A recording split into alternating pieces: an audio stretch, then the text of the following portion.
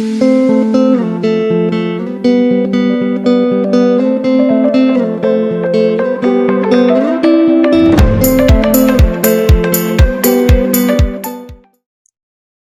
Grave, bonjour. Bonjour Elodie. Bonjour Olivier. Alors aujourd'hui, tu nous fais le plaisir de ta présence. Tu es naturopathe, tu as été médecin donc pendant 35 ans. Et donc aujourd'hui, pour le laboratoire Lorica, tu vas nous parler de la candidose et du SIBO. Donc tu es spécialiste dans le domaine. On va d'abord parler de la candidose en fait parce que c'est quand même ce qu'il y a de plus fréquent. D'abord, moi je me suis intéressé aux intestins parce que je suis élève du docteur Kousmine qui a travaillé beaucoup sur les intestins et c'est à la suite de ces travaux que je me suis intéressé à la candidose et en lisant un livre qui s'appelle La candidose chronique, tout simplement, du docteur Besson, BE2SON. C'est un livre aux éditions Jouvence que je conseille à tous mes patients et qui permet vraiment de comprendre ce que c'est que la maladie parce qu'on ne se soigne vraiment bien que si on a compris ce qu'on avait. Donc, la candidose chronique, c'est quoi? C'est tout simplement la prolifération d'un champignon qui s'appelle le Candida albicans, qui présente deux formes. Il présente une forme levure, une toute petite levure, et une forme mycélienne, qui est une forme de filament. Lesquels filaments, d'ailleurs, on peut retrouver quand le matin, on crache dans un verre d'eau. S'il y a des filaments qui tombent dans ce verre d'eau, c'est a priori qu'on a une candidose. Il faut faire ça au lever, au réveil. Voilà, c'est une façon très simple de faire un diagnostic de candidose. Voilà, donc la candidose, elle va toucher essentiellement le côlon, le gros côlon. Pourquoi? Parce qu'il y a beaucoup plus de bactéries dans le côlon et les traitements antibiotiques, par exemple, vont beaucoup plus altérer la flore intestinale au niveau du côlon Tout à fait. qu'au niveau de l'intestin grêle, par exemple. Voilà, la candidose va donner des symptômes extrêmement variés pratiquement tous les systèmes vont y passer, que ce soit la peau, les intestins bien sûr, le système ORL, ostéo-articulaire où on trouve des douleurs musculaires, des douleurs articulaires, le cerveau avec des fatigues cérébrales, des brouillards mentaux, on appelle ça le brain fog, des troubles de mémoire, des dépressions, des anxiétés, qui vont toujours mieux quand on traite la candidose. Alors, le SIBO, donc, qui est le Small Intestinal Bacterial Overgrowth, c'est la prolifération de bactéries au niveau de l'intestin grêle, qui est beaucoup plus une infection donc bactérienne qu'une infection à champignons, et qui va donner des symptômes un petit peu différents. Mais il faut savoir qu'on peut avoir l'association de ces deux pathologies, candidose et SIBO, et qui compliquent un petit peu la donne au niveau clinique, notamment avec des symptômes qui vont se recouper, s'associer et donnent un tableau un peu difficile à diagnostiquer. Dans ces cas-là, il faut s'aider d'un certain nombre d'examens. Tout d'abord, il faut un régime. Ça, je crois que le régime, on n'y coupe pas. Vouloir traiter une candidose ou une infection bactérienne sans un minimum de régime, c'est voué à l'échec 99 fois sur 100. Alors, le régime, il est très simple. Il est décrit dans le livre dont je vous ai parlé, avec une suppression du gluten, du sucre et des laitages. Alors, gluten, on gardera le riz, le millet, le quinoa et le sarrasin, par exemple. Le sucre, c'est confiture, miel, gâteau, pâtisserie et la plupart des fruits. Les 2 premiers mois, moi je conseille de supprimer totalement les fruits. On a des résultats beaucoup plus rapides parce que le candidat, par exemple, se nourrit essentiellement de sucre. Il est lui-même composé de nombreux sucres. Donc, si on lui coupe pas les vivres, il va pas on ne va pas réussir à le détruire. Donc, et puis les laitages qui sont à la fois acidifiants, qui comportent aussi du lactose. Le lactose, c'est un sucre. Donc, il faut supprimer également les laitages. Première étape, le régime. Il est incontournable. Il est à faire au moins 2 mois d'une façon assez stricte et progressivement, quand les gens reviennent nous voir, on va élargir un petit peu le menu, si je puis dire, et on va pouvoir réintroduire certains aliments. Il ne faut pas aller trop vite. Moi, une candidose, pour moi, c'est 2 ans de traitement. Je vois des gens qui sont malades depuis 20 ans.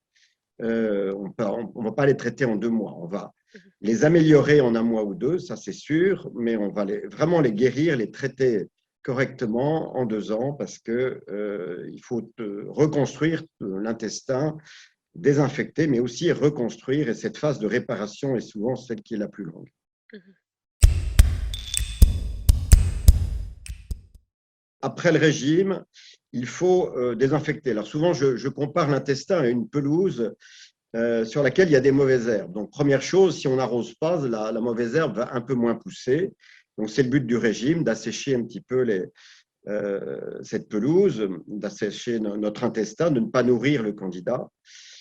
Ensuite, et bien sûr, il va rester un petit peu de chardon et de pissenlit sur notre pelouse, donc on va quand même désherber. Et le désherbant, alors là, il y a de multiples molécules, multiples extraits de plantes. Alors, je ne donne que du naturel, bien sûr, en tant que naturopathe, et parce qu'on s'aperçoit de toute façon que les traitements chimiques n'ont pas d'effet durable et il faut de toute façon passer à du naturel. Alors, on peut quelquefois donner du chimique, mais je trouve que ce n'est pas très, très efficace sur le long terme. Après, on va donner quoi? On va donner des associations de plantes, on va donner de la propolis, on va donner de l'extrait de pépins de pamplemousse, des huiles essentielles. Alors, nombreuses huiles essentielles. Moi, j'aime bien l'arbre à thé, le titri, par exemple, le laurier noble, le thym, la cannelle, le giroflier. Ce sont des huiles essentielles assez performantes. L'origan, qui est très, très puissant. L'origan compacte, qui est très, très, très puissant sur le candidat. Mais ces substances, il ne faut pas les donner à trop forte dose au début. Le principe, c'est de tuer le champignon et on va éclater les levures ou les micelles et il va y avoir libération de toxines. Ces toxines, ce sont elles qui vont repasser dans le sang, repasser dans tout l'organisme et entraîner une fatigue, voire des éruptions, voire des symptômes digestifs plus importants en début de traitement. J'associe quelquefois du charbon aussi pour chélater les toxines, en fait, pour absorber les toxines libérées par le champignon. On peut faire une petite cure de 5 jours de charbon. Ça, c'est très intéressant.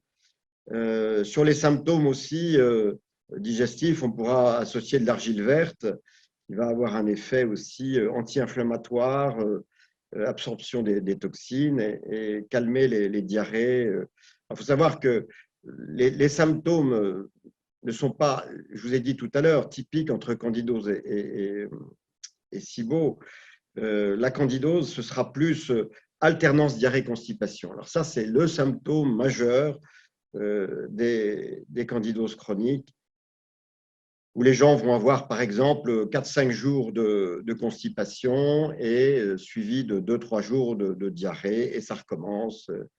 Ils sont pliés en deux, souvent après les repas, ils ont des fatigues après les repas, et, et tous les symptômes dont je vous ai parlé, donc les troubles mentaux, les troubles cutanés, psoriasis, eczéma, urticaire. Voilà, donc là, on est dans la désinfection, mais sur votre pelouse, on va garder cette comparaison.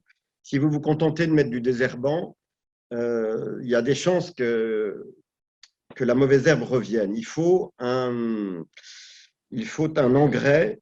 Et l'engrais, c'est quelque chose qui va permettre de nourrir le sol, qui va nourrir notre intestin avec, par exemple, des bonnes huiles, des oméga 3 qui vont apporter de quoi réparer la membrane intestinale, avec des corrections d'acidité.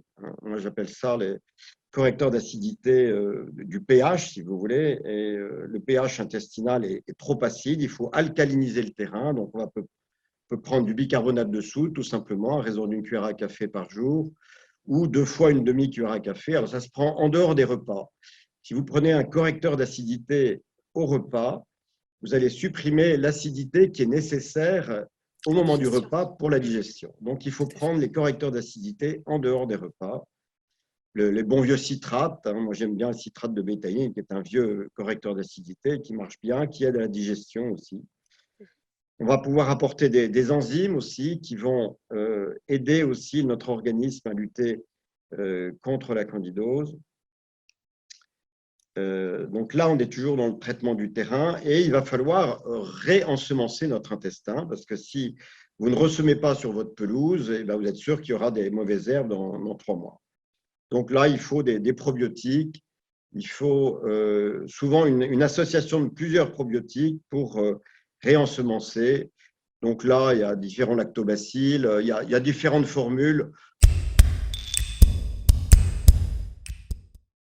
Alors, je voudrais faire une petite parenthèse sur le biofilm, qui est cette espèce de cocon qui se forme quand vous avez plusieurs bactéries, plusieurs levures qui sont dans l'intestin et qui vont se regrouper. Mais on peut voir des biofilms dans la bouche, on peut voir des biofilms sur la peau, on peut en voir un peu partout. C'est quelque chose qui commence à prendre de l'importance au niveau de la médecine infectieuse et c'est sans doute l'explication des résistances aux antibiotiques. En fait, ce cocon, cette association de candidats, de bactéries, va entraîner une résistance au traitement. Pourquoi une résistance au traitement? Parce que justement, il y a une espèce le biofilm est constitué d'une espèce de caramel, si vous voulez, qui va se protéger de toute agression antibiotique. Donc, il va falloir utiliser certaines huiles essentielles pour agresser, si vous voulez, ce biofilm pour le tuer.